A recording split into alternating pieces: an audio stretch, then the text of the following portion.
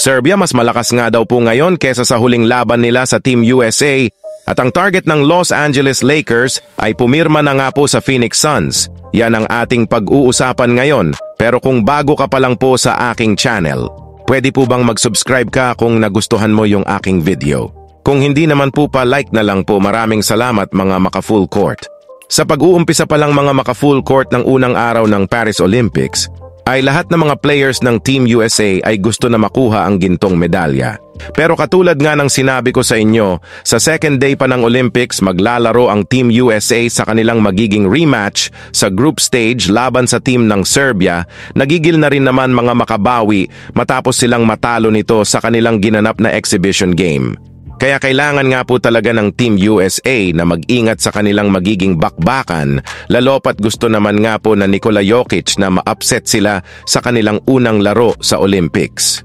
May ilang mga analyst na naman nga po nagpayo at nagsabi na hindi na nga daw dapat pang maliitin pa ng Team USA ang Serbia sa kanilang rematch. Sa katunayan, dito na nga nila makikita ang 100% na lakas ng Serbia sa inaasahang pag-rest back ng isa sa mga pinakamahalaga at pinakamagaling na player nito na si Bogdan Bogdanovic na hindi naman nga kapaglaro sa kanilang nagdaang exhibition game. And speaking of Olympics, naging mainit nga po agad ng opening day ng kanilang mga laro. Sa katunayan, sinimulan nga po ito ng pagkapanalo ng Australia sa kanilang game laban sa Spain sa score na 92-80. Sa pangunguna nga po ni Chuck Landale na nagtala dito ng 20 points, 9 rebounds at 5 assists.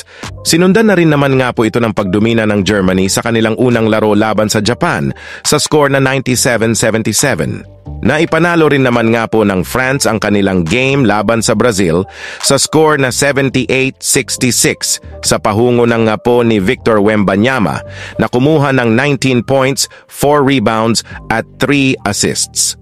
Habang nagawa rin naman nga po na maipanalo ng Canada ang kanilang laro laban sa Greece sa score na 86-79 sa pangunan nga po ni RJ Barrett na nagtala dito ng 23 points. Samantala, pumunta naman tayo sa ating susunod na pag-uusapan. Sa balitang pumirma na nga po ng kontrata ang target sana ng Los Angeles Lakers ngayong off-season. Kahit man nga po mga maka-full court ilang linggo na ang nakakalipas mula na magsimula ang free agency, ay may ilang mga teams para nga po ang patuloy dito gumagalaw, kagayo na lamang ng Phoenix Suns, matapos nilang papermahin ng 1-year $3 million ang free agent point guard na si Ty Jones. Kung inyong ang matatandaan mga maka-full court, isa nga po sana si Jones sa mga target na makuha ng Lakers ngayong off-season para magkaroon sila ng bagong point guard at playmaker.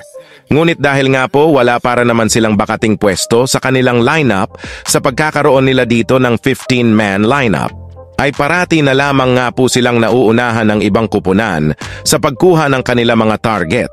Kaya maraming naman mga fans ang nagagalit sa pagiging tulog ni Rob Pelinka. So ayun lang mga maka-full court ang hatid kong balita ngayon. Maraming salamat.